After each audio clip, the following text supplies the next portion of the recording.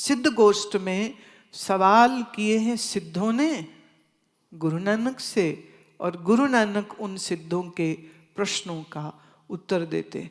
और ये बहुत लोगों को बड़ी कठिन मालूम पड़ती है, और है असल में वो इतनी इतनी जिसे मैं कहूँगी स्वाद वाली बाणी है।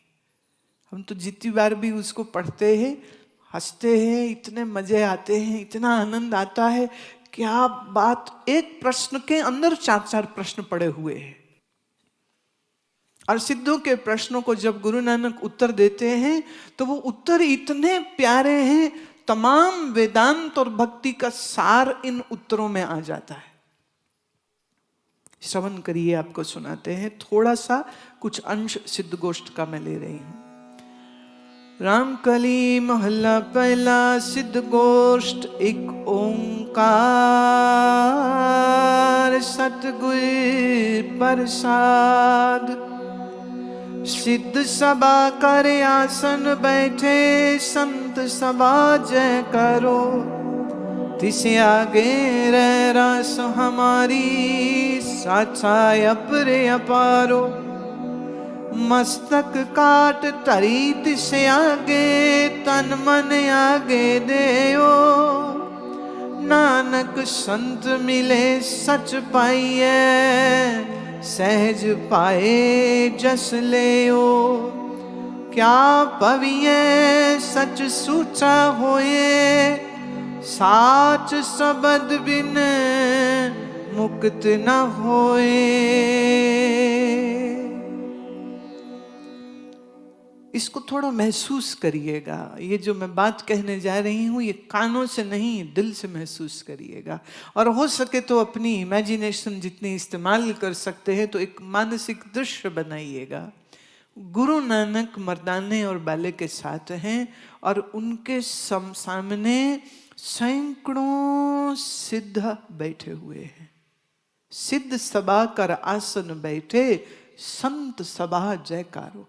इन सिद्धों ने नानक जी को आते हुए देखा तो सिद्धों ने अपना जयकारा लगाया। सिद्धों का जयकारा क्या है? अलख निरंजन। ये घोषणा है, कोई आया है तो, और किसी को मिलने जाते हैं तो वो बोलते हैं अलख निरंजन। सिद्धों ने लगाया जयकारा, और तिसे आगे रहरास हमारी, साचा अपर अपारो। जो सच्चा है उसके सामने हम ज्ञान की इस रास को खोलते हैं और पूछते हैं जो सच्चा है, परमेश्वर जो अपार है, परमेश्वर मस्तक काट तरी तिस आगे। जो हमारे इन प्रश्नों का उत्तर देवे, हम सिर काट के उसको अर्पित कर सकते हैं। तन मन आगे देव, नानक संत मिले सच पाइए, सहज पाए जस लेऊ। ये जो पहली, ये जो हमको पंक्तियां दिखाई दे रही हैं, ये एक तरह से प्रीफेस है इस पूरी डिस्कशन का, इस पूरी गोष्ठी का। और जिसमें वो कह रहे हैं कि जो प्रश्न पूछे जा रहे हैं वो परमात्मा के बारे में हैं, और जो इसमें ज्ञान का उत्तर दे रहे हैं वो तो उत्तर ऐसे हैं कि तन मन धन सब दे करके भी अगर कहीं श्रवण करने को मिल जाए तो ये तो बहुत बड़ी कृपा हो जाए। क्या पाविए सच सूचा होए। पूछते हैं कहाँ घूम रहे हो? क्या भविए, कहाँ घूम रहे हो? सच सूचा होए, साच शब्द बिन मुक्त न कोय। बिना उस सच्चे शब्द के कोई मुक्त नहीं होता। अब आगे चलती है बात जहां सिद्ध प्रश्न करते हैं। देखिए, अब पहली बार मुलाकात हो रही है, अलख निरंजन हो गई है, जयकारा लग गया है। अब सिद्ध प्रश्न पूछते हैं। प्रश्न है, कवन तुम्हें क्या नाम तुम्हारा, कौन मार्ग कौन स्वाओ।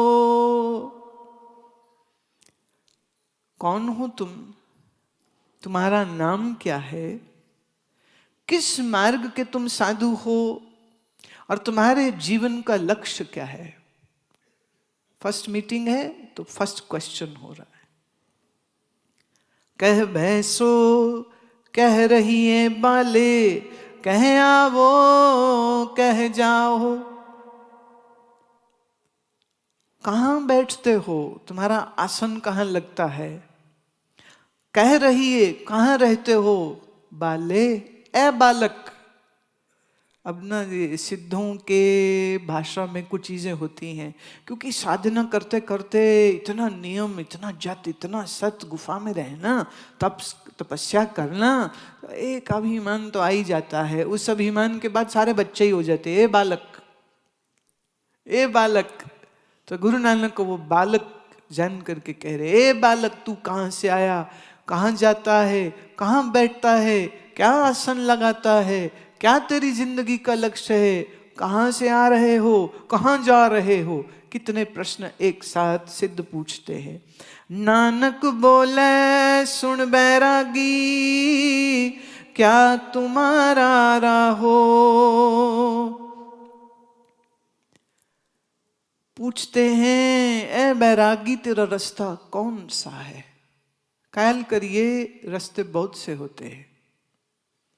ये तो भारत भूमि की खासियत है कि यहाँ योग का भी एक नहीं कई प्रकार होते हैं, दर्शन शास्त्र भी एक नहीं कई प्रकार के होते हैं, भक्ति भी एक नहीं कई प्रकार की होती है। जहाँ 18 पुराण हैं, जहाँ 108 उपनिषदें हैं, जहाँ 4 वेद हैं, शैव शाक्त योगी सांख्यी पूर्व मीमांसक उत्तर मीमांसक इत्यादि कितने प्रकार के दर्शन और आचार्य इस देश में हैं। तो साधु साधु से मिलता है तो पहला प्रश्न यही है, कौन सा मार्ग है तेरा, किस मार्ग को तू फॉलो करता है, किस दर्शन को फॉलो करता है, विच इज योर स्कूल। अब उत्तर देते हैं श्री गुरु नानक देव, कट कट बैस निरंतर रही है चाले सतगुर पाए। कहाँ बैठता हूं, हर हृदय में निरंतरता से जो परमेश्वर है मैं उसी में बैठता हूं। जब आमतौर पे पूछा जाए ना कहाँ बैठते हो, तो वो पूछ रहा है कि किस आसन को लगाते हो। स्वास्तिक आसन है, सिद्धासन है, सहज आसन है, पद्मासन है। और नानक जी क्या जवाब दे रहे हैं, जो निरंतर हर हृदय में परमेश्वर रहता है मैं उसी में बैठता हूँ और किसकी मर्जी से चलता हूँ। पूछा ना कहाँ जा रहे हो और कहाँ से आ रहे हो, तो वो कहते चले सतगुर पाए, मैं अपने गुरु की मर्जी से चलता हूँ। प्रश्न फिर यहीं आ जाएगा फिर से, गुरु नानक का गुरु कौन, किसकी मर्जी से चलता है। तो गुरु नानक का गुरु कोई और नहीं, स्वयं परमात्मा को ही वो गुरु कहते हैं। परमात्मा की मर्जी से चलता हूँ, वो जहाँ ले जाए वहाँ जाता हूँ।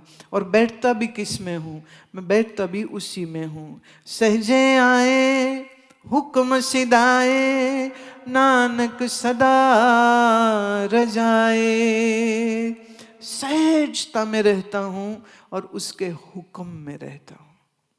मेरी मर्जी कोई नहीं चलती, जो चलती है मर्जी मेरे साहिब की चलती है। तो मैं उसी के हुक्म में जीता हूँ, उसी की आज्ञा से चलता हूँ, उसी के संग साथ रहता हूँ। और नानक सदा रजाए, मैं नानक हमेशा अपने प्रभु की रजा में रहता हूँ। पूछा था ना कहाँ रहते हो, एक था कहाँ बैठते हो, तो कहाँ बैठते हो उसका उत्तर दिया, कहाँ आते जाते हो उसका उत्तर दिया। और फिर उन्होंने पूछा कि किसके हुक्म में रहते हो, तो कहा परमात्मा के हुक्म में रहता हूँ। आसन बैसन थिर नारायण, ऐसी गुरुमत पाए। गुरुमुख बूझे आप पछाने, सच्चे सच समाए। मेरा आसन कौन सा है, नारायण जो थिर रहता है। थिर मतलब स्टिल, नेवर चेंजिंग। योग में आसन में जब कोई साधक बैठता है तो इसमें एक बहुत बड़ी कंडीशन रहती है कि तुम्हारा शरीर नहीं हिलना चाहिए। तो स्वास्तिक आसन हो, सिद्धासन हो कि पद्मासन हो, जिस भले आसन में बैठे शरीर अडोल होना चाहिए, शरीर हिलना नहीं चाहिए। और पक्का आसन करने के लिए कभी कभी 10-20 साल लग जाते, शरीर हिले नहीं। मेरा ये बड़ा सौभाग्य रहा कि मैंने पूज्य स्वामी प्रकाशानंद जी महाराज का दर्शन किया, जिनके पास दिनों दिन हम बैठे हैं और अपनी आंखों से देखा है। मैं साक्षी हूं इस बात की।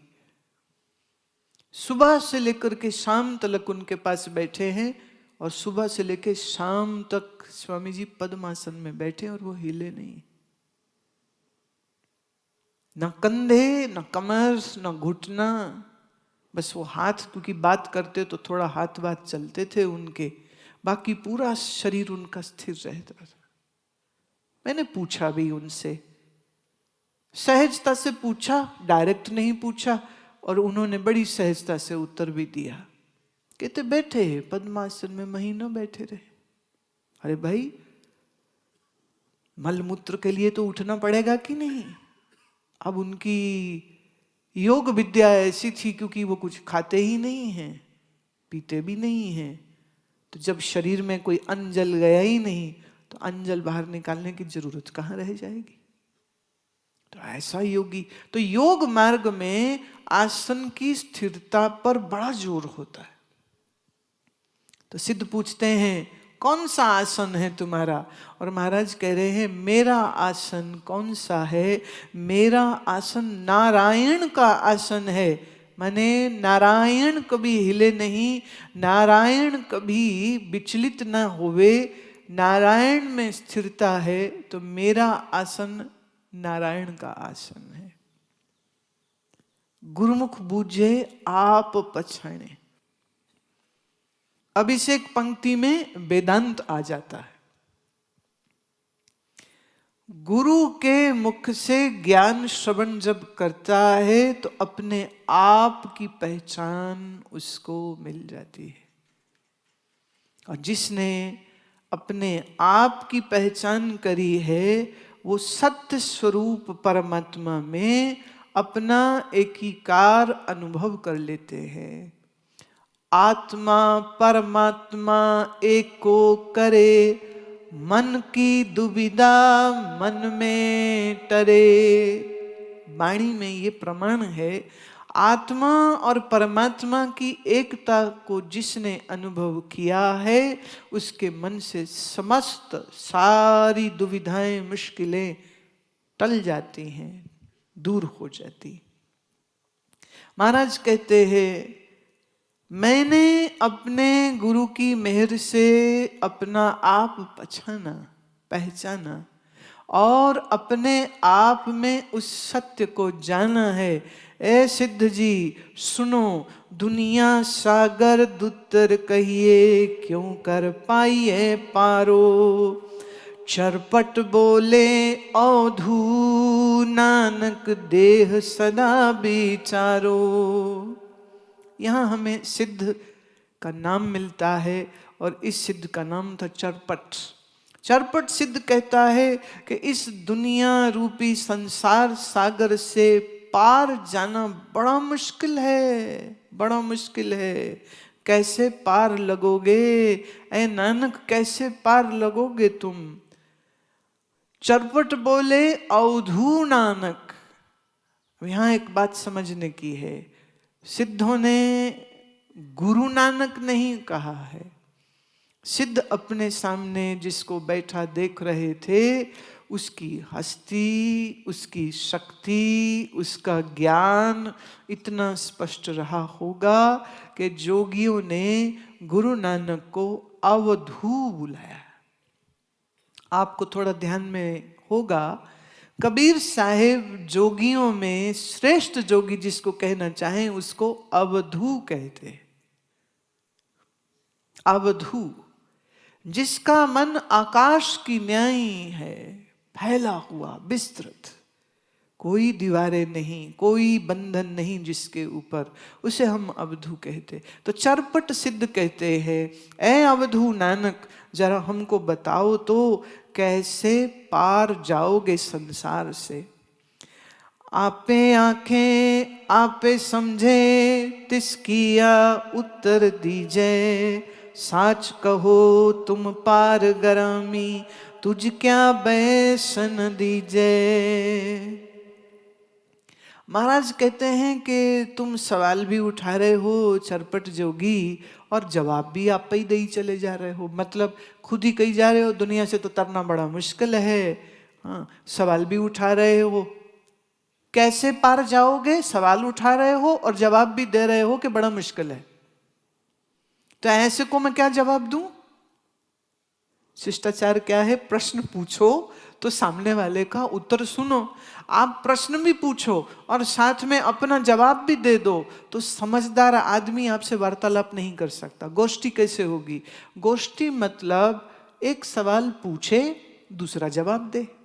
अब सिद्ध प्रश्न भी करता है, दुनिया से पार कैसे जाएंगे, और खुद ही कह भी रहा है कि दुनिया से तो पार जाना बड़ा मुश्किल है। तो नानक साहब कह रहे हैं ऐसे से मैं क्या बात करूं? आप पे सवाल थे, आप पे ही जवाब। This can not happen. लेकिन मेरा गुरु नानक शहंशाह है, वो इतने शिष्टाचार और इस तरह की बात से बुरा मान करके चुप नहीं बैठ गया, जवाब उन्होंने फिर भी दिया। महाराज जवाब देते हैं, जैसे जल में कमल निरालम, मुर्गाई ने साने। जैसे जल के अंदर कमल होता है और कमल को जल छू भी नहीं सकता है, ऐसे ही मैं इस संसार रूपी जल में हूं पर कमलवत हूं। सिद्ध पूछता है ना पार कैसे जाओगे? तो बाबा नानक कह रहे हैं पार पार की बात तू क्या करता है, हम तो यहीं बैठे मुक्त है। जैसे जल में कमल रहता है और ना कीचड़ ना पानी कमल को छू नहीं सकता है, ऐसे इस संसार के जल में मैं हूं, पर कैसे हूं? निरालम। निरालम मतलब जिसको कोई छू नहीं सकता है, जिसको कोई स्पर्श नहीं कर सकता है, जो कभी मैला नहीं हो सकता है, जो कभी गंदा नहीं हो सकता है। ऐसे इस संसार में मैं रह रहा हूं और ये संसार अब मुझे कुछ नहीं कह सकता। क्यों? अपना आप जाना तो अपना आप कैसा है, ये गुरबाणी में से मैं प्रमाण दे रही हूं। आत्म में राम, राम में आत्म, छीनस गुर बिचारा रे। आत्मा ही राम है, राम ही आत्मा है। चीनस, ये जिसने खोज लिया, कैसे खोजा? बोले विचार करके। विचार करके किसकी? ब्रह्म विद्या की, ब्रह्म ज्ञान की विचार करता है तो जानता है कि जिस पार ब्रह्म को वो ढूंढता है वो पार ब्रह्म कहीं और नहीं, वो तो मेरा ही अपना आप है। मेरा अपना आप आत्मा ही पार ब्रह्म है।